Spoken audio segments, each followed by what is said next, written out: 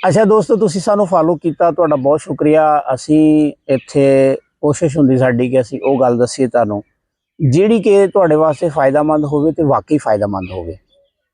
अच्छा, अज दी वीडियो जिहड़ी है ना, ये दो लोकां वास्ते बड़ी मुफीद आ। एक तां जिहड़े लोग मर्द खास तौर पर जिन्हां दियां कुव्वतां कमज़ोर होण लग पईयां, वो मर्द जिन्हां दियां कुव्वतां कमज़ोर होण लग पईयां, पेट वधण लग पिया, ताकत नहीं हैगी, समझ जो ताकत सारियां हुंदियां। अच्छा, करोगे की तुसी जनाबे अली सना मक्की लोगे। सना मक्की कितनी लोगे तुसी? 10 तोले लोगे। ठीक हो गया, 10 तोले सना मक्की लोगे ते ਉਹਦੇ ਨਾਲ ਤੁਸੀਂ 10 ਹਿੱਸੇ ਕਰ ਲੋਗੇ, ਯਾਨੀ ਇੱਕ ਇੱਕ ਤੋਲਾ ਦਾ ਇੱਕ ਇੱਕ ਹਿੱਸਾ ਹੋ ਗਿਆ।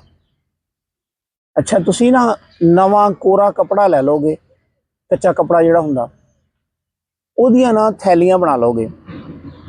10 ਥੈਲੀਆਂ ਬਣਾ ਲਓ। ਥੈਲੀ ਓਡੀ ਕੁ ਬਣਾਉਣੀ ਆ ਜਿਹਦੇ ਵਿੱਚ ਉਹ ਤੁਹਾਡੇ ਸਨਾ ਮੱਕੀ ਦੇ ਪੱਤੇ ਜਿਹੜੇ ਆ ਨਾ ਉਹ ਇੱਕ ਤੋਲਾ ਆ ਜਾਣ। ਉਸ ਤੋਂ ਬਾਅਦ ਉਹਨੂੰ ਸਿਲਾਈ ਕਰ ਦੇਣੀ ਹੈ।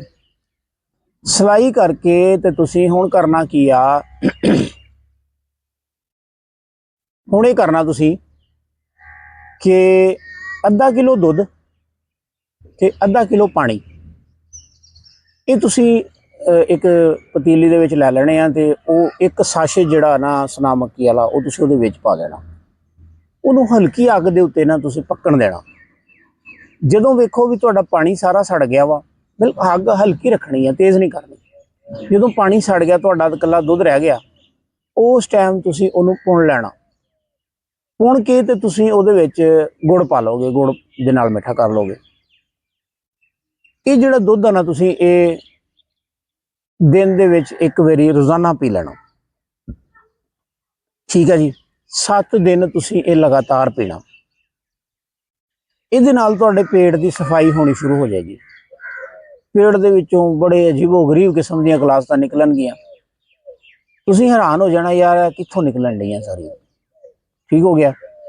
ਤੇ ਜਿੱਦਾਂ ਜਿੱਦਾਂ ਦਿਨ ਲੰਘਦੇ ਜਾਣਗੇ ਨਾ, ਤੁਸੀਂ ਐਕਟਿਵ ਹੁੰਦੇ ਜਾਓਗੇ, ਤੁਹਾਡੀਆਂ ਕੁਵਤਾਂ ਦੁਆਰਾ ਬਹਾਲ ਹੋਣੀਆਂ ਸ਼ੁਰੂ ਹੋ ਜਾਣਗੀਆਂ। ਠੀਕ ਹੈ ਜੀ।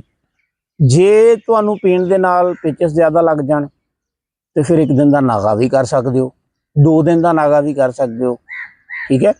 ਤੇ ਇਹ ਜੇ ਤੁਸੀਂ 10 ਖੁਰਾਕਾਂ ਇਸਤੇਮਾਲ ਕਰੋਗੇ ਤੇ ਇਨਸ਼ਾਅੱਲਾ ਤਾਲਾ ਅੱਲਾ ਦੀ ਮਿਹਰਬਾਨੀ ਦੇ ਨਾਲ ਤੁਹਾਡੀ ਜਿਨਸੀ ਕੁਵਤ ਵੀ ਬਿਹਤਰ ਹੋ ਜਾਏਗੀ, ਜਿਸਮਾਨੀ ਕੁਵਤ ਵੀ ਬਿਹਤਰ ਹੋ ਜਾਏਗੀ। ਇਹ ਤੇ ਸੀ ਮਰਦਾਂ ਵਾਸਤੇ। ਤੇ ਔਰਤਾਂ ਵਾਸਤੇ ਜਿਹੜੀਆਂ ਸੁੱਕੀਆਂ ਹੋਈਆਂ ਔਰਤਾਂ ਵਾਂ ਜਾਂ ਦਰਮਿਆਨੇ ਜਿਸਮ ਵਾਲੀਆਂ ਔਰਤਾਂ, ਉਹ ਔਰਤਾਂ ਵੀ ਅਗਰ ਇਹਨੂੰ ਇਸਤੇਮਾਲ ਕਰਨਗੀਆਂ ਤੇ ਇਨਸ਼ਾਅੱਲਾ ਉਹਨਾਂ ਨੂੰ ਵੀ ਫਾਇਦਾ ਹੋਏਗਾ। ਕਬਜ਼ ਦਾ ਮਸਲਾ ਖਤਮ ਹੋ ਜਾਏਗਾ ਤੇ ਖੁਸ਼ਕੀ ਦੂਰ ਹੋ ਕੇ ਜਿਸਮ ਐਕਟਿਵ ਹੋ ਜਾਏਗਾ। ਠੀਕ ਹੈ ਜੀ।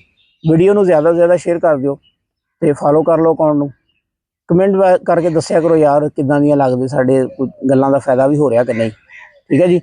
ਜੇ ਤੁਸੀਂ ਸਾਡੇ ਕੋਲੋਂ ਇਲਾਜ ਕਰਵਾਉਣਾ ਹੋਵੇ ਤੇ ਪਹਿਲੇ ਹਫਤੇ ਦੀ ਦਵਾਈ ਤੁਹਾਡੇ ਵਾਸਤੇ ਫ੍ਰੀ ਮਿਲੇਗੀ। ਠੀਕ ਹੈ। ਅਕਾਊਂਟ ਦੂਸਰਾ ਕਲੀਨਿਕ ਵਿਜ਼ਿਟ ਕਰ ਲਓ ਸਾਡਾ।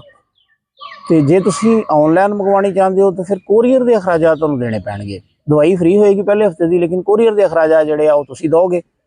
ਤੇ ਦੂਸਰੇ ਹਫਤੇ ਤੋਂ ਜਿਹੜੇ ਸਾਡੇ ਚਾਰਜਸ ਹੋਣਗੇ ਉਹ 1000 ਰੁਪਇਆ ਇੱਕ ਹਫਤੇ ਦਾ ਹੋਏਗਾ। ਠੀਕ ਹੈ ਜੀ। ਤੇ ਬਾਇਓ ਦੇ ਵਿੱਚ ਮੇਰਾ ਨੰਬਰ ਮੌਜੂਦ ਆ, ਤੁਸੀਂ ਉੱਥੇ ਰਾਬਤਾ ਕਰ ਸਕਦੇ ਹੋ, WhatsApp ਕਰ ਦਿਓ। ਅਗਰ ਕੋਈ ਮਸਲਾ ਹੋਏਗਾ ਤਾਂ ਤੁਸੀਂ ਕਮੈਂਟ ਬਾਕਸ ਦੇ ਵਿੱਚ ਮੈਨੂੰ ਦੱਸ ਸਕਦੇ ਹੋ, ਅਸੀਂ ਉਹਦੇ ਤੇ ਦੁਬਾਰਾ ਵੀਡੀਓ ਬਣਾ ਦਾਂਗੇ। ਠੀਕ ਹੈ ਜੀ। ਅੱਲਾ ਹਾਫਿਜ਼।